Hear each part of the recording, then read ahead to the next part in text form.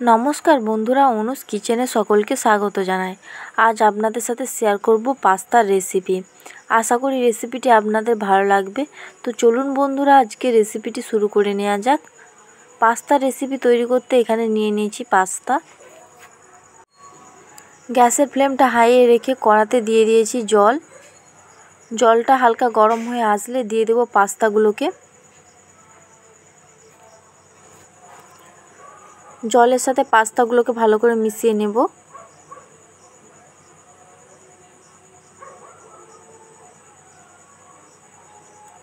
দিয়ে দেব সামান্য পরিমাণে লবণ, দিয়ে দেব সামান্য পরিমাণে সরষের তেল। পাস্তার সাথে ভালো করে মিশিয়ে নেব। পাস্তাগুলোকে সেদ্ধ করে নেব।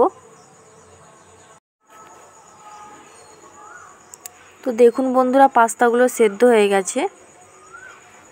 পাস্তাগুলোকে আবার নামিয়ে জল ঝরিয়ে নেব। পাস্তাগুলোকে ভালো করে জল ঝরিয়ে নিয়েছি। তো দেখুন বন্ধুরা, পাস্তাগুলো কত সুন্দর ঝরঝরে হয়েছে। গ্যাসের ফ্লেমটা মিডিয়ামে রেখে কড়াতে দিয়ে দিয়েছি রিফাইন তেল। তেলটা গরম হয়ে আসলে দিয়ে দেব কেটে রাখা আলুগুলোকে।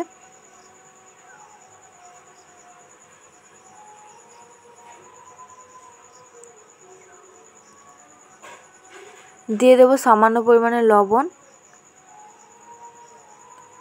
দিয়ে দেব সামান্য পরিমাণে হলুদ গুঁড়ো। আলুগুলোকে ভালো করে ভেজে নেব।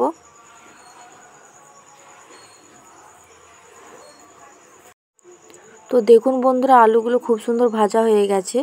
আলুগুলোকে নামিয়ে রেখে দেব।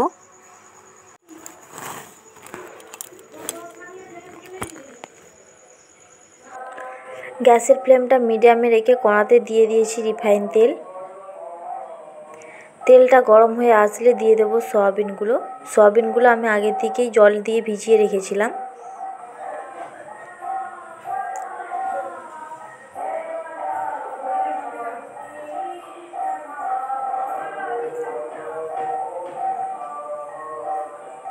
দিয়ে দেব সামান্য পরিমাণে লবণ। সয়াবিনগুলো ভালো করে ভেজে নেব। সয়াবিনগুলো ভালো করে ভাজা হয়ে গেছে। একটি প্লেটে তুলে রেখে দেব। গ্যাসের ফ্লেমটা মিডিয়ামে রেখে কড়াতে দিয়ে দিয়েছি রিফাইন তেল। তেলটা গরম হয়ে আসলে দিয়ে দেব কাঁচা লঙ্কা কুচি। কাঁচা লঙ্কাগুলো হালকা ভাজা হয়ে আসলে দিয়ে দেব কেটে রাখা পেঁয়াজ কুচি।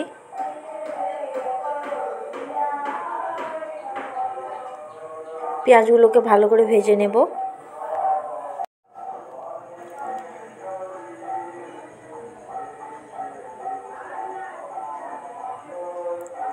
পেঁয়াজগুলো হালকা ভাজা হয়ে আসলে দিয়ে দেব কেটে রাখা টমেটো কুচি।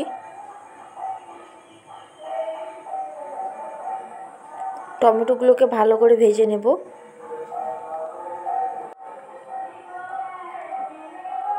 টমেটোগুলোকে ভালো করে ভেজে নিয়েছি।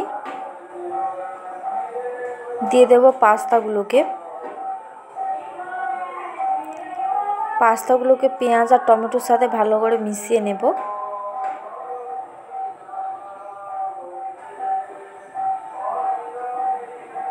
দিয়ে দেব সামান্য পরিমাণে লবণ।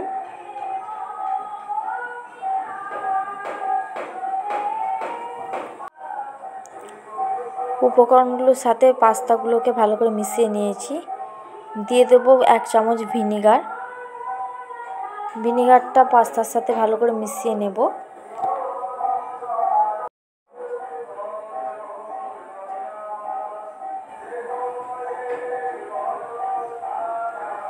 দিয়ে দেব সামান্য পরিমাণে হলুদ গুঁড়ো।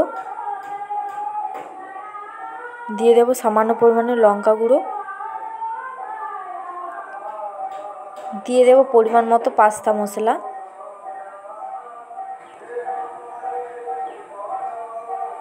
মশলাগুলোকে পাস্তার সাথে ভালো করে মিশিয়ে নেব। মশলাগুলো পাস্তার সাথে ভালো করে মিশিয়ে নিয়েছি। দিয়ে দেব ভেজে রাখা আলু আর সয়াবিনগুলো। পাস্তার সাথে ভালো করে মিক্সড করে নেব।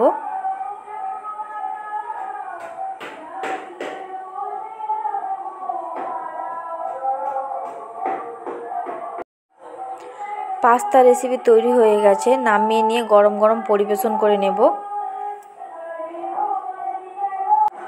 তো তৈরি হয়ে গেল পাস্তার রেসিপি। এই রেসিপিটি আপনারা বাচ্চাদের স্কুলের টিফিন বক্সে দিতে পারেন।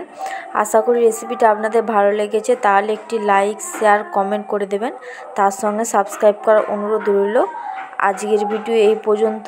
দেখা হবে নতুন কোনো রেসিপির ভিডিও নিয়ে। ভালো থাকবেন, সুস্থ থাকবেন। ধন্যবাদ।